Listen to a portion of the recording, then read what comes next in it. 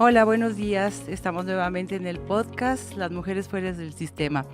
Este día quiero darle la bienvenida a Isabel, a Ana Luisa, en este caso a una invitada especial, la doctora Miriam Núñez, de quien ahorita vamos a hacer su presentación. El tema de hoy va a ser ¿por qué luchamos las mujeres? Bienvenidas, por favor, siéntanse a gusto. Vamos a iniciar la charla. Ana Luisa, te pido de favor si haces la presentación de la doctora Núñez. Sí. Buenas tardes, Isa, no sé si quieras comentar algo. Bueno, si no, pues nos da mucho gusto que en este podcast tengamos como invitada a la doctora Miriam Núñez. Miriam es socióloga, académica de la Universidad de Chapingo, pero sobre todo ha sido una compañera del movimiento feminista por más de 30 años aquí en el estado. Y bueno, justamente le hemos invitado para preguntarle eso, ¿por qué luchamos las mujeres? ¿Cuál es tu lucha, Miriam? Bienvenida. Pues muchas gracias por la invitación. El regresar ahora al sistema michoacano en esta nueva forma de comunicación, pues es una experiencia, ¿no? A mí cuando me dijeron el podcast, yo dije, ¿qué esto? ¿De qué se trata? Y sí me puse a investigar, les soy sincera.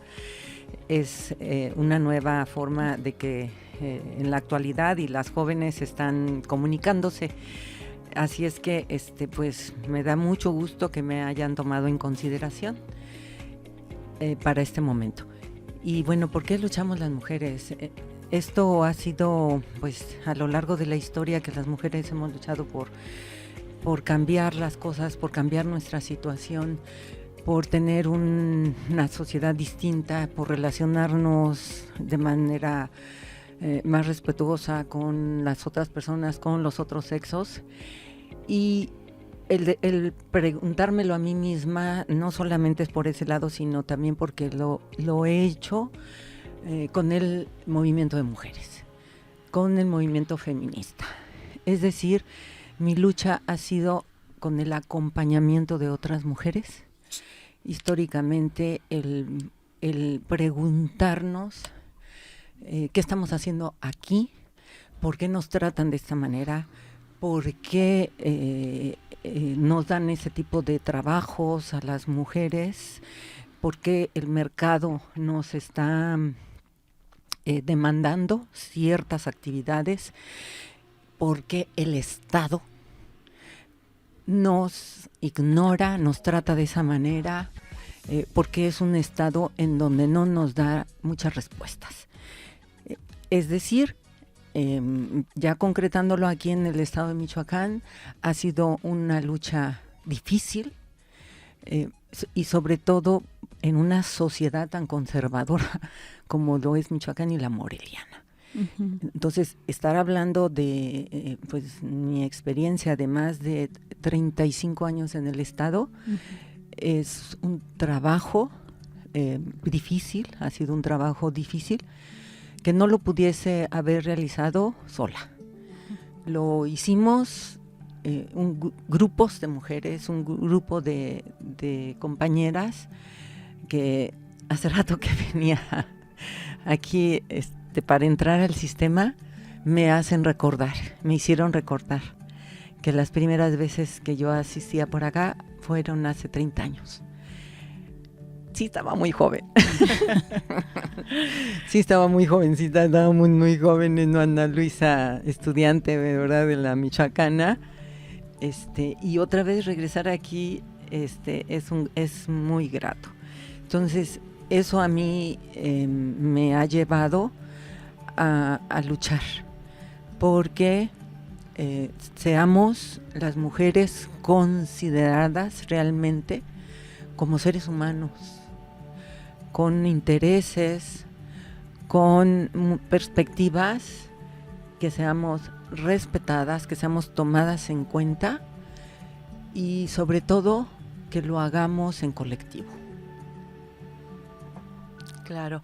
Oye, Miriam, la verdad es que yo conozco tu trayectoria, bueno, no quizá tan profundamente, pero me encantaría saber, dentro de las actividades que tú realizaste aquí en Michoacán, fundaste el primer Cambi, Eres parte también del grupo de investigación de la alerta de género, has dado infinidad de cátedras y de talleres y capacitaciones. Platícame sobre eso, a mí me encanta saber cómo fue que surgió esa idea de formar el CAMBI, de dónde salió, cómo se lograron organizar ustedes para realizar eso. Sí, a principios de los 90s, con esta cuestión de los problemas de violencia contra las mujeres, la violencia intrafamiliar, que así se nombraba en esos momentos, mujeres que empiezan a organizarse aquí en el estado y de manera clandestina, no fue algo que se podía hacer de manera abierta. Ellas empiezan a reunirse y a plantear formar algún grupo o grupos de atención hacia las mujeres. De hecho, había grupos de autoayuda, pero ellas empiezan a plantear esta situación, ¿no? Había que dar respuesta a estas demandas. Claro, dentro de un contexto nacional donde se estaban creando centros de apoyo, centros de atención, y en Michoacán no había nada al respecto. Entonces, es un antecedente muy importante porque son compañeras que a finales de los 80, principios de los 90, empiezan a hacer esto. Y cuando yo regreso a Michoacán, porque yo estudié en la Ciudad de México, me encuentro con estos grupos. Y fue muy, realmente, de veras, este regreso, porque cuando se da, ven que hubo un problema de la caja esta Fabián, no sé qué tanto, hubo esas movilizaciones, agreden a una de las integrantes de la caja Fabián, la vejan en la calle. Fue una cosa muy terrible, ¿no? Allá en La Madero. Y cuando sale en los periódicos que yo veo esa situación, me indigné y dije, ¿qué está pasando? O sea, ¿cómo se está dando esto en Morelia, no? Y fue cuando yo empiezo a buscar a mujeres. Digo, esto tiene que haber una protesta, independientemente de la situación económica y el enfrentamiento que había por los ahorros. El trato que le habían dado a esa mujer, pues no era aceptable, ¿no? Y fue cuando yo empiezo a buscar y doy con este grupo que se empieza a reunir y pues para mí se me abre así, ay, qué bueno que se esté empezando a consolidar en Morelia estos grupos, ¿no? Y empiezo a integrarme a la cuestión de la capacitación, porque no era nada más, vamos a atender por nuestro propio gusto sí, y porque nuestro corazoncito nos dice cómo hacerlo, sino que había que capacitarnos al respecto. Entonces, en ese proceso de conformación del grupo, de capacitación, es que yo me integro a ellas. Y se plantea la conformación del Centro de Atención a Mujeres Violentadas en Michoacán, donde también pues Ana Luisa es fue de las fundadoras, somos de las fundadoras del CAMBI. En el 94 es cuando es el primer centro de atención a las mujeres por parte de las organizaciones de la sociedad civil. Esto fue pues un paso muy importante. Marcamos pues trascendimos y pues somos parte de esa historia, ¿no? En relación a los antecedentes para la atención y prevención de la violencia. Ya posteriormente, pues sí, una organización que logramos formarla, consolidarla de más de 27 años aquí en el estado. Y somos pues sí fuimos un referente muy importante para la cuestión de la atención y prevención de la violencia de género. Ok, gracias Miriam. Pues la verdad es muy interesante conocer esto porque sí, yo tenía una idea muy vaga, sí sabía que tenía mucho tiempo, era una idea muy vaga, pero sí es importante conocer todos estos movimientos que se hicieron desde hace muchos años, que no es nada nuevo la violencia, lo que estamos viviendo. Y ahí en este caso, pues Ana, tú también fuiste fundadora de este movimiento. Me gustaría que continuaras. Fíjate que ahora que narraba Miriam, yo recuerdo mucho que pues el primer colectivo que participó más como feminista aquí en el estado se llama Venceremos, ¿no? Y fueron compañeras filósofas, Fernanda Navarro, quien lo impulsó, ¿no? Y yo me acuerdo mucho que cuando yo la conocí, Fernanda es una mujer de origen chileno, filósofa, entonces yo siempre la veía y decía, esta mujer realmente podrá atender a mujeres, ¿no?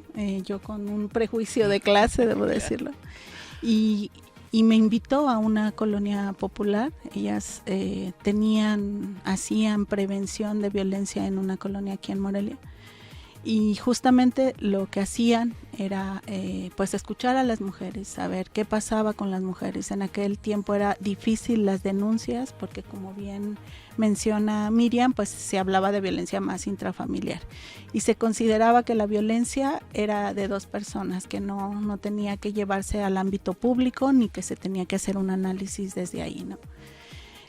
Bueno, pues posteriormente varias organizaciones decidimos juntarnos justamente para pensar en el cambio. Y pensaba en Ana, ahora que decías que entrábamos, ¿no?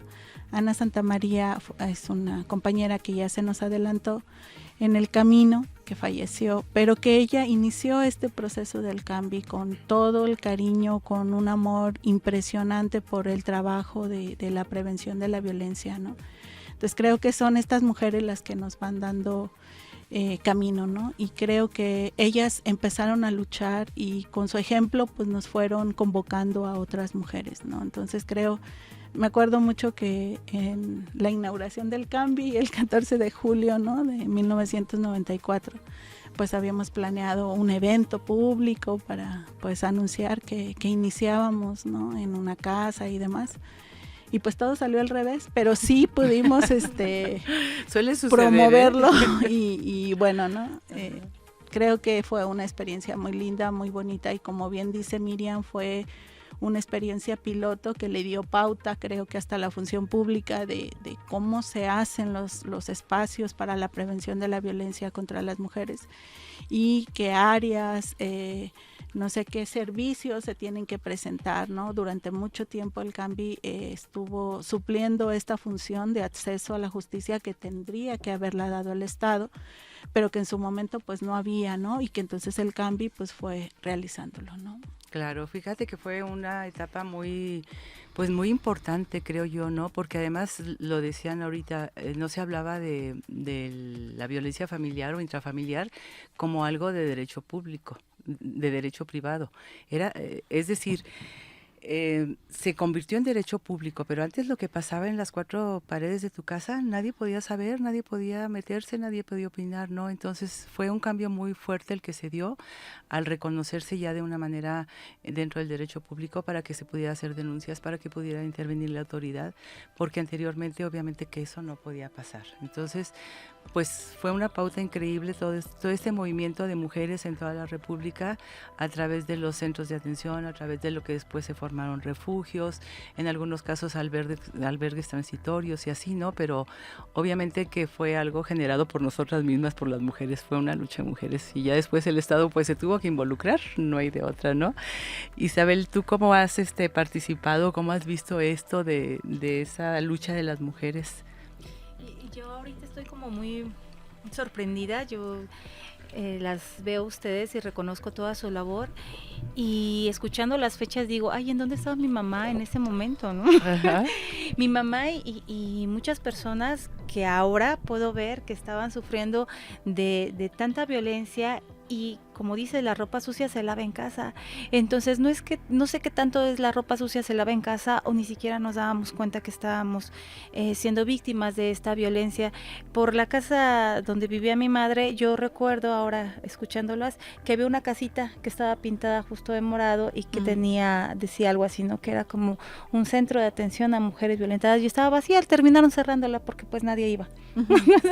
Entonces creo que estuve pensando mucho, ¿no? ¿Por qué luchamos las mujeres? Y creo que una de mis luchas principales en este momento es que se pueda ver el trabajo que están haciendo, desde cuándo empezó, qué organizaciones, qué instituciones siguen presentes, cómo están trabajando, cómo nos podemos acercar, porque lo real es que hay tanta violencia y lo más cruel es que en el momento de un suceso violento, a lo largo del tiempo de los meses, lo más fuerte, lo que termina tronándonos como mujeres, como seres humanos, no es el acto en sí mismo que detonó, sino todo lo que alrededor se da.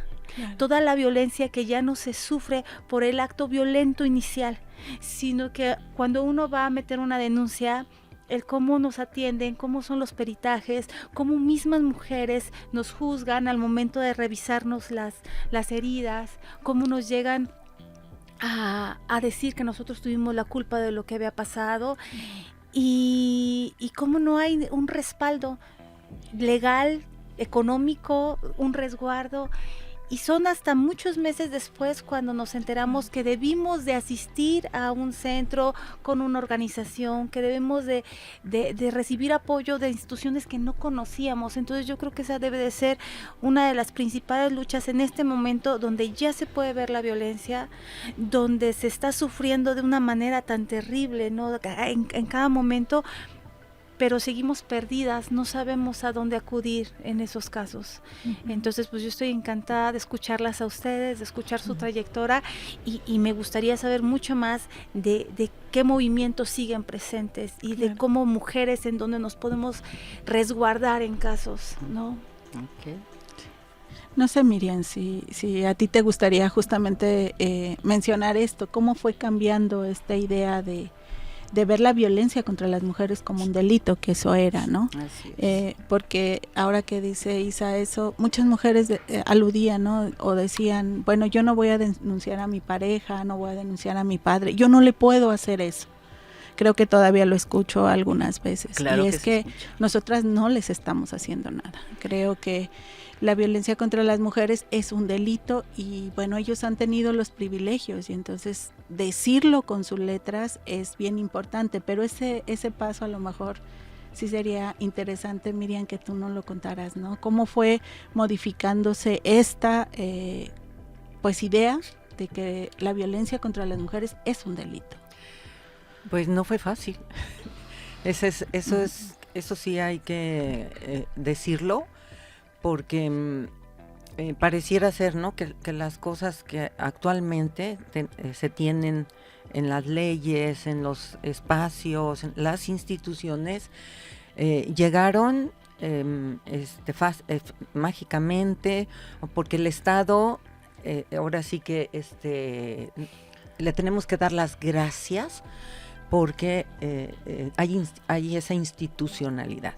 No, ha sido producto de una constante lucha. Más de 50 años en este país que las mujeres empezamos a denunciar, a hacerlo público de todo lo que estaba sucediendo.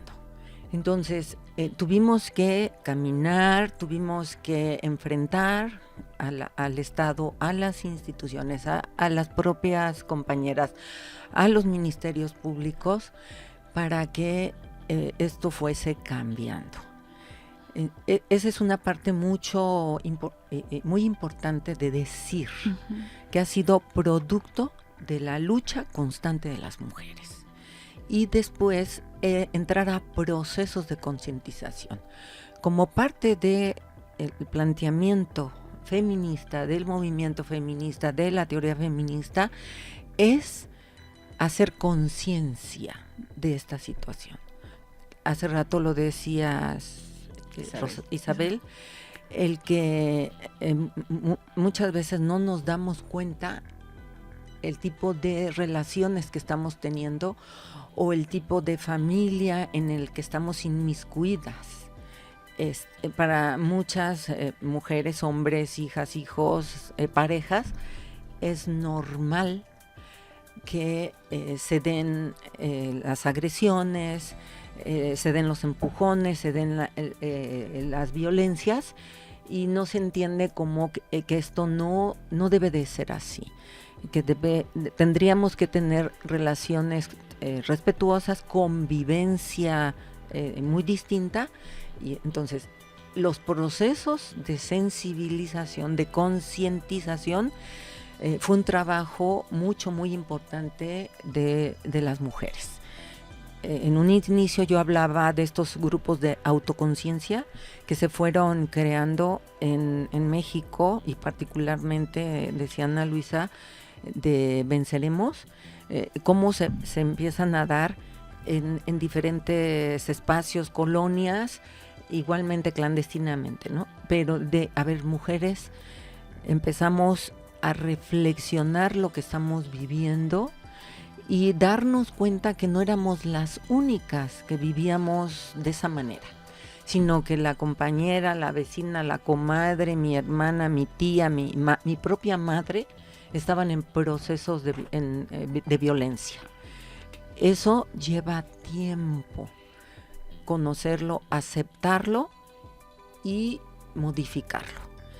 Es decir, es un trabajo muy fuerte, muy importante, que ahora que están ya las instituciones encargadas de esto, cuando acuden mujeres en situación de violencia, por tanta demanda que se tiene, porque no hay el personal suficiente ni capacitado, en un 2x3 las regresan, ¿no? Sí, y lo que nosotras pedimos, insistimos, es que se requieren procesos, un proceso de atención realmente, y no de, pues, la que sigue, ¿no? Uh-huh. La que sigue y ya con esto ya está resuelto. Esa es de las aportaciones de las feministas. Uh-huh. El que las mujeres entren a estos espacios, a estos procesos, que les den la oportunidad de comprender lo que es la violencia, lo que están viviendo, y que pueden cambiar las cosas. Claro.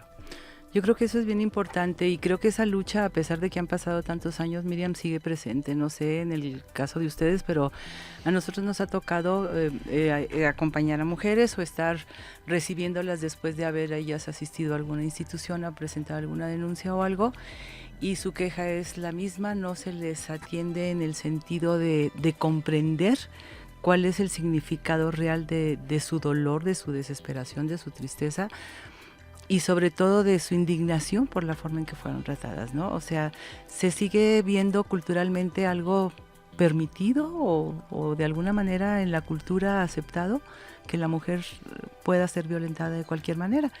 Y desde el momento en que ya se tipificaron las violencias, pues ya podemos identificarlas. Antes decías, si te trataba mal psicológicamente, decías, bueno, pues es que me casé con un patán, uh-huh, y ya, pero no te sentías violentada en el sentido estricto de la palabra, ¿no?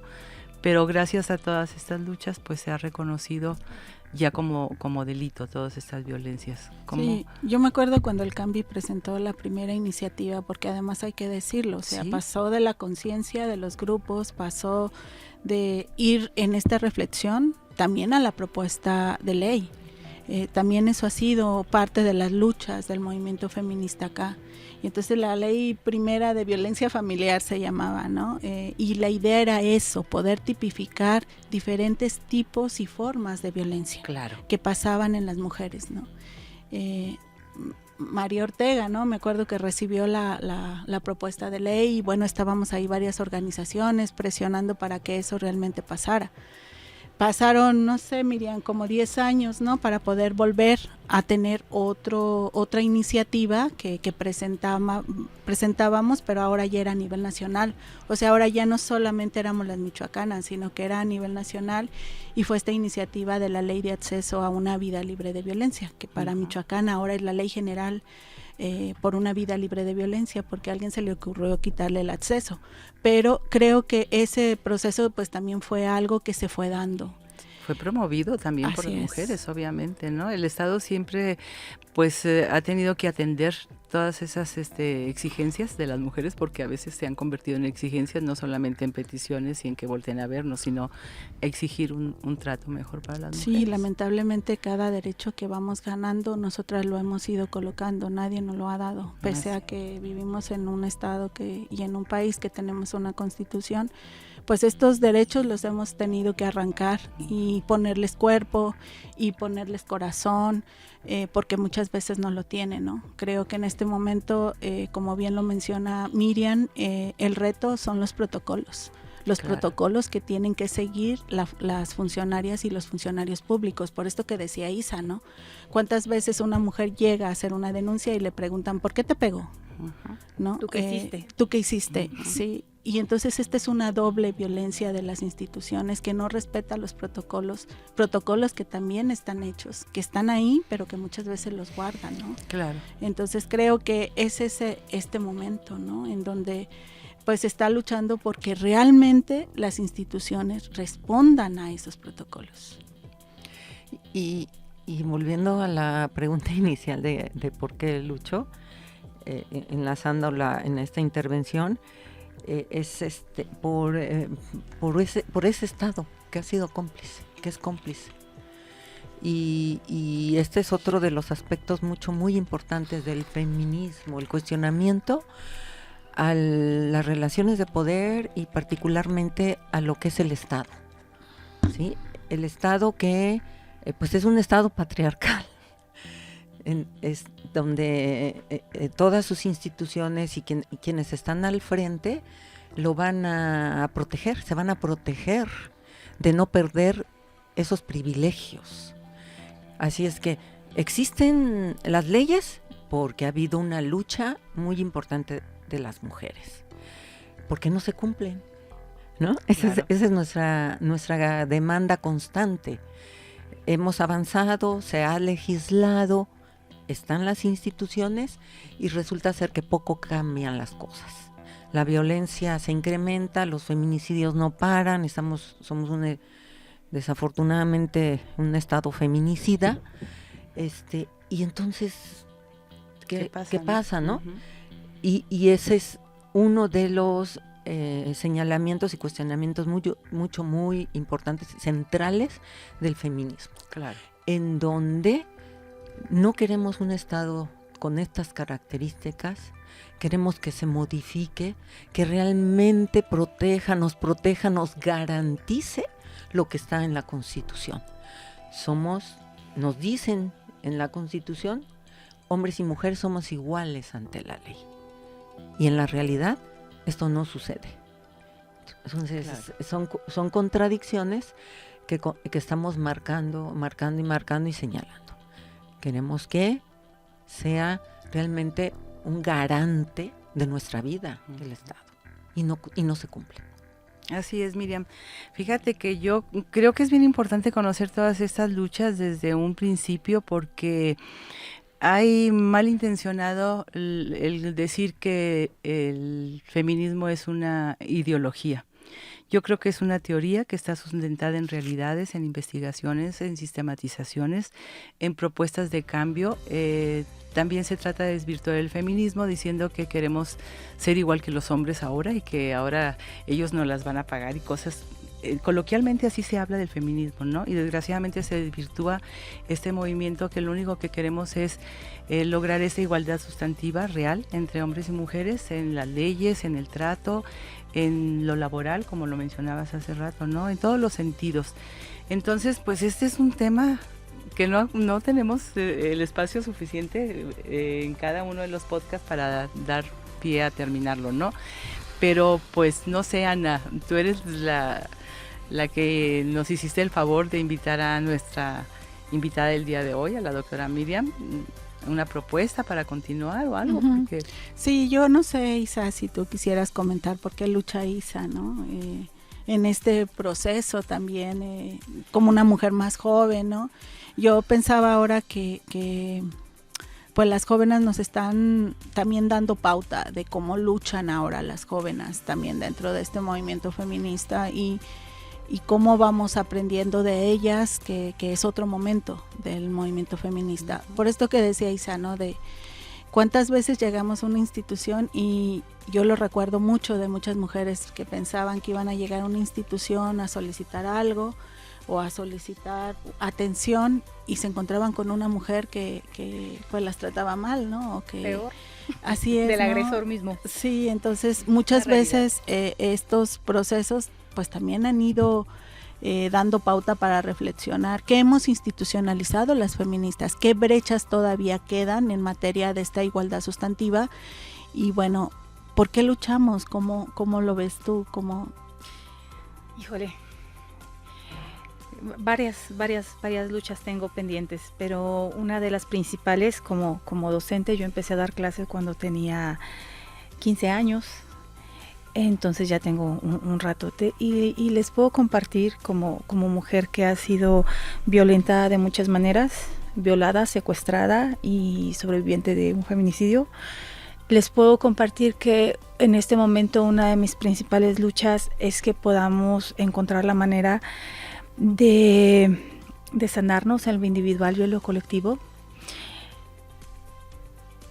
Cuando me pasan todas estas cosas y me empiezo a involucrar más en la lucha que tienen ustedes, coincide también que me entero de un montón de situaciones donde las personas que violentaron, hay muchos que son conocidos y que yo los conocí como mis alumnos cuando tenían 3 años, 5 años, 12 años, ¿no?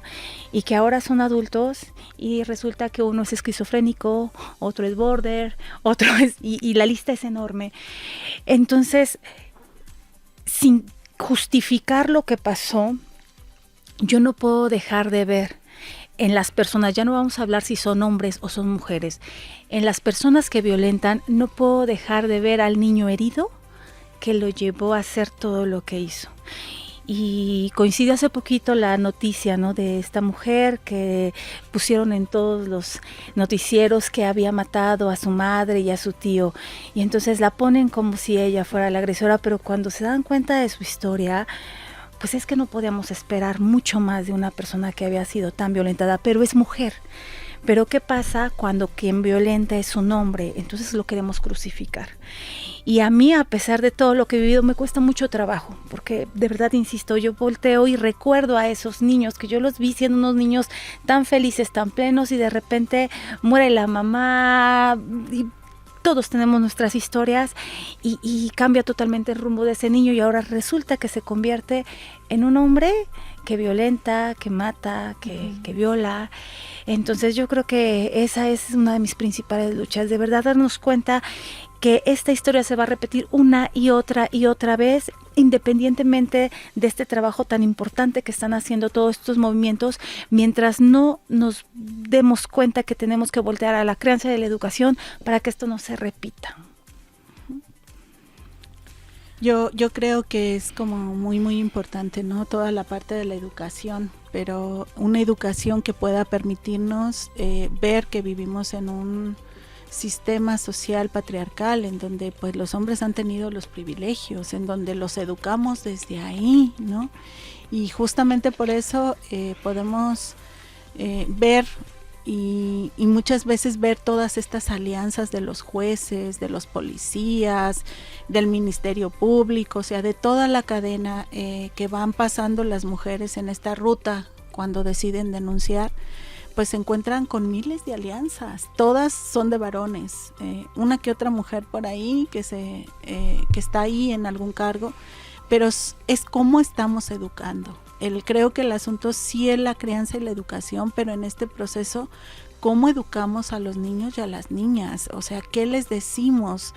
¿Cómo les permitimos que haya una serie de afirmaciones desde que son pequeños? Yo solo por decir alguna, ¿no? Pareces una niña, ¿no? Uh-huh. Entonces, una niña es algo despectivo, ¿no? En los oficios, pues todos los oficios que tienen que ver con lo femenino, pues entonces son malos.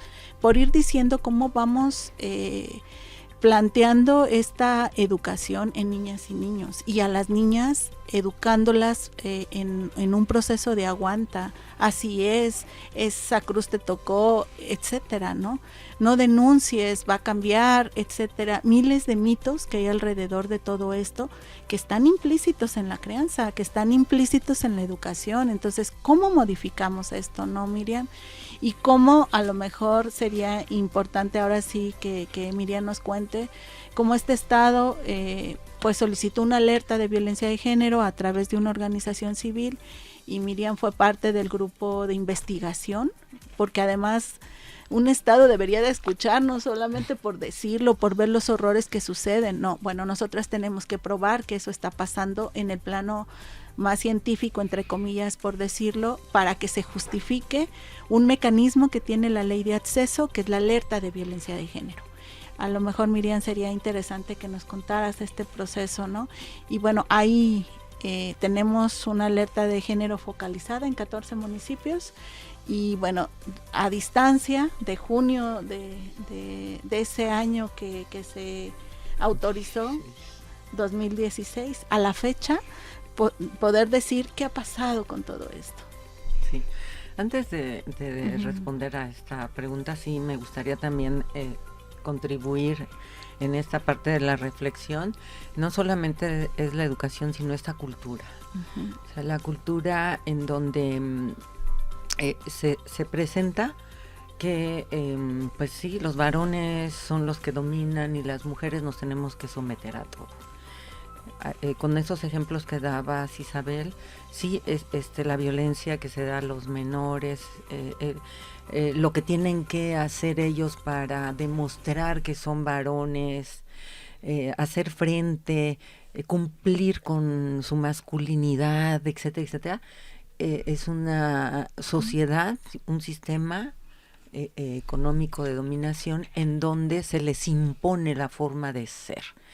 Y si no lo cumplen, todo lo que se les sanciona o lo sancionamos, porque bajo esa idea crecemos, tanto unas como otros, y si el uno no cumple y la otra tampoco cumple, pues hay consecuencias al respecto, ¿no? Entonces pues son reflexiones importantes de hacer, pues para no repetirlas y cambiar las cosas.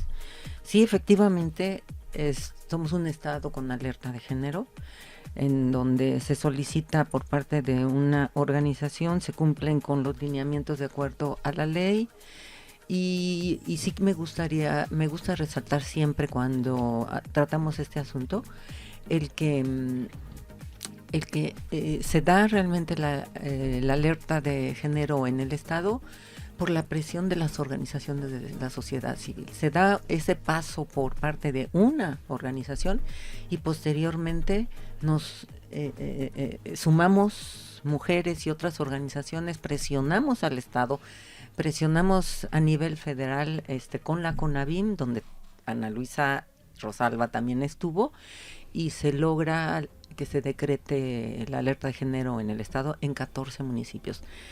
A la distancia está por salir el dictamen de evaluación después de estos años. Adelanto, no digo más cosas, donde el Estado no cumplió, se va a dar esto públicamente, y desafortunadamente pues no solamente es una cuestión de que se presente algún programa, porque el Estado lo hizo. Igualmente participaron las organizaciones para hacer un programa de atención, sino que no hay presupuestos al respecto. O sea, ¿cómo planteas un programa sin recursos? ¿No?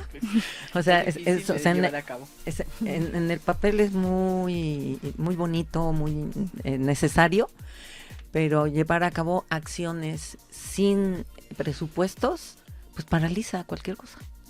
Y seguimos siendo uno de los estados donde se reportan pues números de mujeres asesinadas, feminicidios, violencia familiar, estamos entre los primeros 5 lugares a nivel república, etcétera, etcétera, ¿no? Entonces, esto son llamados importantes de atención hacia los estados y hacia los municipios. Es decir, 14 municipios en alerta de violencia de género y resulta ser que no se dan cuenta. No saben que están en alerta de género. Y uno de los aspectos es que la población, mujeres y hombres, tendríamos que estar informados de que estamos en alerta de género y no se da esto. Así es, Miriam, creo que es un problema gravísimo, ¿no? Bueno, pues te toca despedir. Bueno, se nos acabó el tiempo, Miriam. Muchas gracias por darte tiempo. Y creo que la reflexión y todas las que estamos en la mesa queda muy claro por qué luchamos las mujeres. Todavía hay una gran brecha de desigualdad social hacia nuestros cuerpos, hacia nuestras vidas, hacia nuestra autonomía. Y creo que por eso luchamos las mujeres, ¿no, Isa? Totalmente de acuerdo. Rosalba. Así es, igual estoy de acuerdo en toda esa violencia en todos los sentidos contra nosotros, ¿no? Miriam. Bueno, pues muchas gracias. No, gracias a ti. Y la lucha sigue. Sí, claro, sigue. Bueno, pues nos escuchamos la próxima semana, ¿les parece? Sí, hasta luego. Gracias.